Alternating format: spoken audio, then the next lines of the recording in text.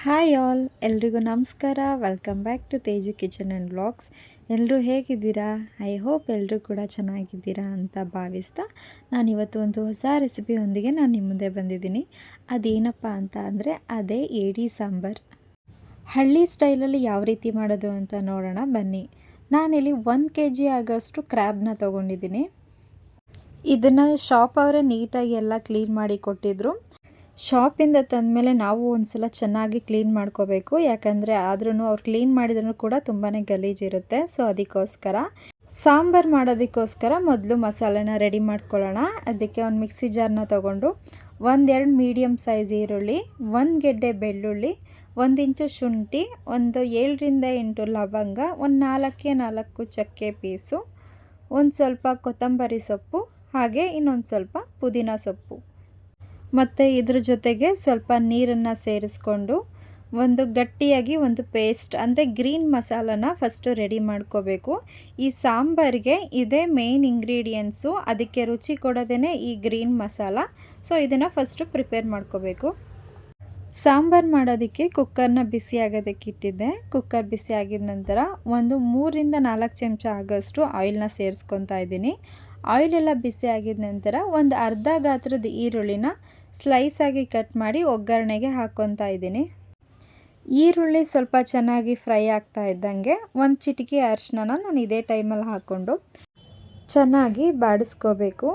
ಸ್ವಲ್ಪ ಹೊತ್ತು colour change ಆಗೋ ತನಕ ಬಾಡಿಸ್ಕೊಂಡ್ರೆ ಸಾಕು. ಇದ್ರ ಜೊತೆಗೆ ಒಂದು ಸ್ವಲ್ಪ ಕೊತ್ತಂಬರಿ ಸೊಪ್ಪು ಮತ್ತು ಸ್ವಲ್ಪ ಪುದೀನ ಸೊಪ್ಪನ್ನು ಹಾಕ್ಕೊತಾ ಇದ್ದೀನಿ. ಈಗ ಹಾಕೋದ್ರಿಂದ ಫ್ಲೇವರ್ ತುಂಬಾ ಚೆನ್ನಾಗಿರುತ್ತೆ ಸಾಂಬಾರಿಗೆ ಅಂತ.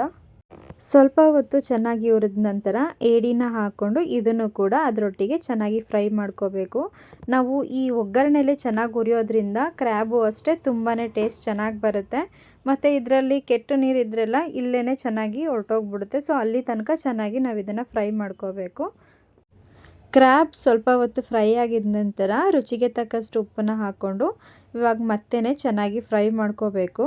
ಇದಂತೂ ಬೆಸ್ಟ್ ಅಂದರೆ ಒಂದು ಒಳ್ಳೆ ಹೆಲ್ತಿ ರೆಸಿಪಿ ಅಂತಲೇ ಹೇಳ್ಬೋದು. ಯಾಕಂದರೆ ಇದರಲ್ಲಿ ಜಾಸ್ತಿ ಕೊಲೆಸ್ಟ್ರಾಲೂ ಕೂಡ ಇರೋದಿಲ್ಲ.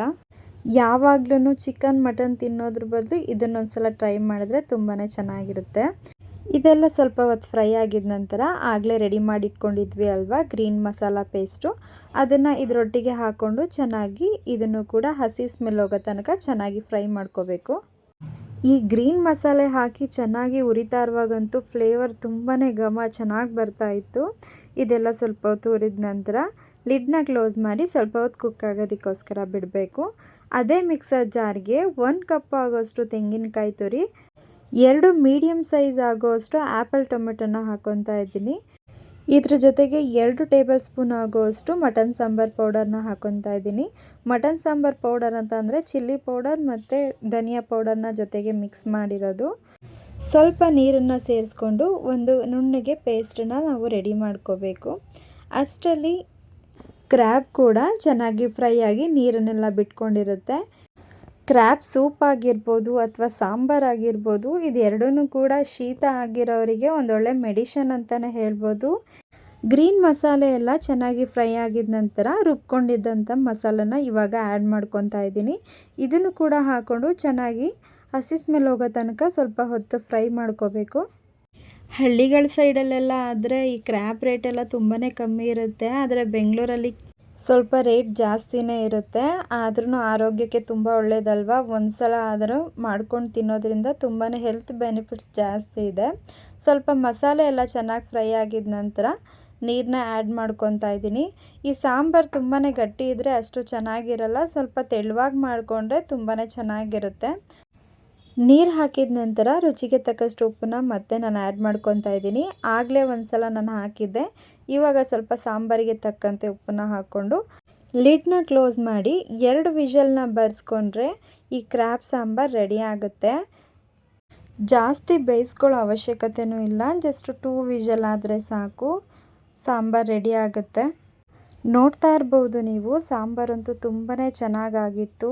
ಫ್ಲೇವರು ಕೂಡ ಅಷ್ಟೇ ತುಂಬಾ ಚೆನ್ನಾಗಿ ಬರ್ತಾಯಿತ್ತು. ಇದ್ರ ಜೊತೆಗೆ ಮುದ್ದೆ ಮತ್ತು ರೈಸ್ ಇದ್ದರೆ ಈ ಸಾಂಬಾರಿಗೆ ಸಖತ್ತು ಕಾಂಬಿನೇಷನ್ ಅಂತಲೇ ಹೇಳ್ಬೋದು. ಯಾರೆಲ್ಲ ಹೊಸದಾಗಿ ನನ್ನ ಚಾನಲ್ ನೋಡ್ತಾ ಇದ್ದೀರಾ, ಸಬ್ಸ್ಕ್ರೈಬ್ ಆಗೋದನ್ನು ಮರಿಬೇಡಿ. Thank you for watching.